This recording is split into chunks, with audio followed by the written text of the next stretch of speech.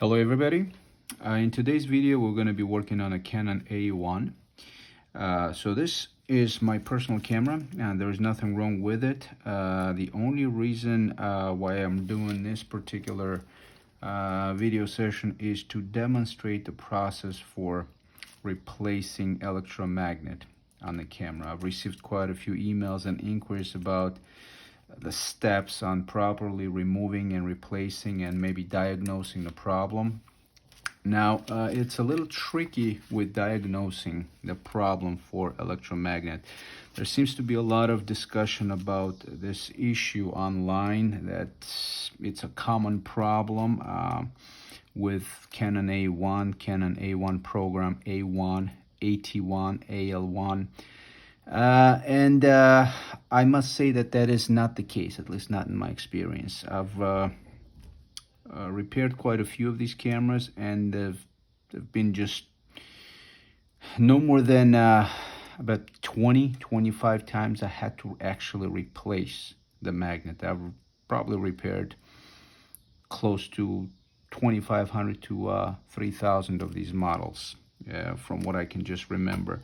But nevertheless, it is not as common as people may think. There's a lot of other things that can go wrong with this camera and more that are more common. But nevertheless, it could happen. So in this video, I will demonstrate the process. Now, a couple of things you can look for to verify if that's in fact the problem or not. If you are engaging your winding mechanism, okay, and then you are pressing the release button and you notice that the light meter hand drops down to the bottom and nothing happens, chances are it could be the magnet. Okay, it could be other things too, okay, but electromagnet could demonstrate the same exact problem. Some other things could be that the meter stays on, but it just still wouldn't release. But it could also be a shutter magnet, not just electromagnet. So be careful about it. Now, if you're convinced and you're certain that this is the route you want to take, I'll be happy to show the process for you. Now, I do have a replacement magnet here, okay? This basically is how it looks, all right? Probably some of you have seen it. Those who ventured to open the bottom cover. So that's what we'll do now. I'll go ahead and remove the bottom plate. And again, there's nothing for you to lose. I mean, if it's not that, then you've tried your best and you've replaced the electromagnet, it wasn't a problem, and move on. Either send it to authorized Canon repair store or camera shop of your choice and let them troubleshoot it more thoroughly. So here's our magnet here. Again, there's nothing wrong with this particular magnet. I'm just going to basically demonstrate the process for swapping it. All right, so a couple of things. First things first, obviously always make sure you remove the battery. It's important because if the battery is in there and you start desoldering these contacts, it could in fact short out the circuit board. Not just electromagnet, but the circuit board. Okay, so you want to make sure you remove the battery to prevent any further damage to a circuit board or PCB board. Step number one is to remove this screw here. It's a grounding screw.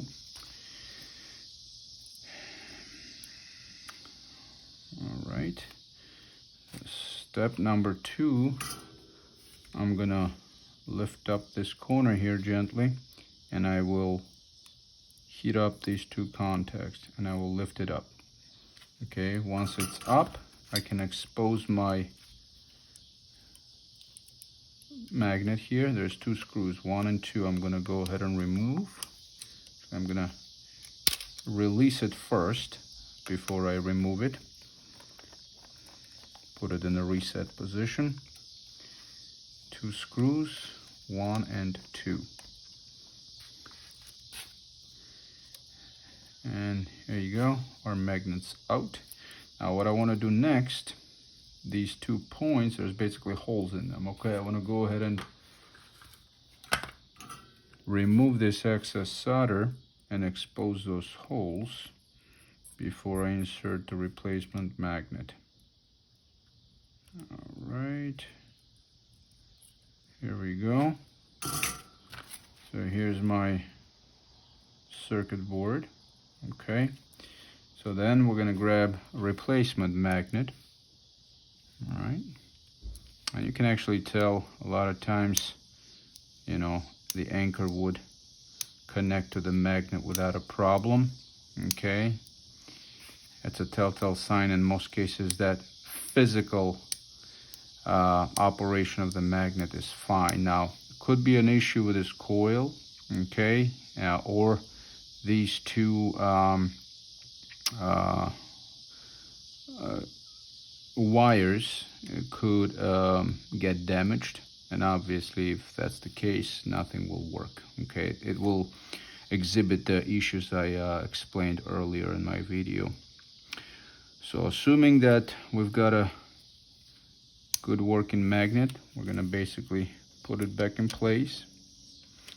We are going to put it in a charge position and release it, and put the screws back.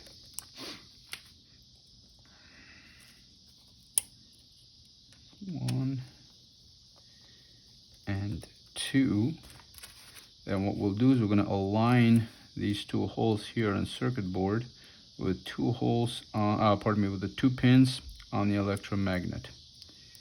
We'll position it, gently push it in, then we'll install this ground screw first. Alright, we still have those pins in the holes, and now we're going to apply our solder.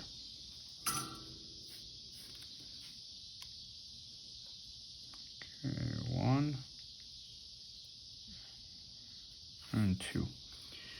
Alright, so there's no need to clean anything around here. This is just a flux. It's absolutely normal. There is no reason for you to use any kind of cleaning material to remove any residue. It's not like the residue that you see on the Minolta X700 series where the capacitor leaks. That's a completely different chemical, okay?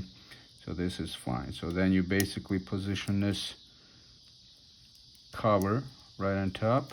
Then we're gonna charge it, release it, charge it, and release it. Okay, so that's basically it. If you're convinced and you're certain that that is in fact a problem, you want to give it a try, you have a good working magnet, it's worth a shot. Replace it. If it works for you, great, you solved the problem. If it didn't, then there must be something wrong, something else wrong with the camera, and requires further troubleshooting. If you have any questions, feel free to contact me. And thank you for watching. Bye.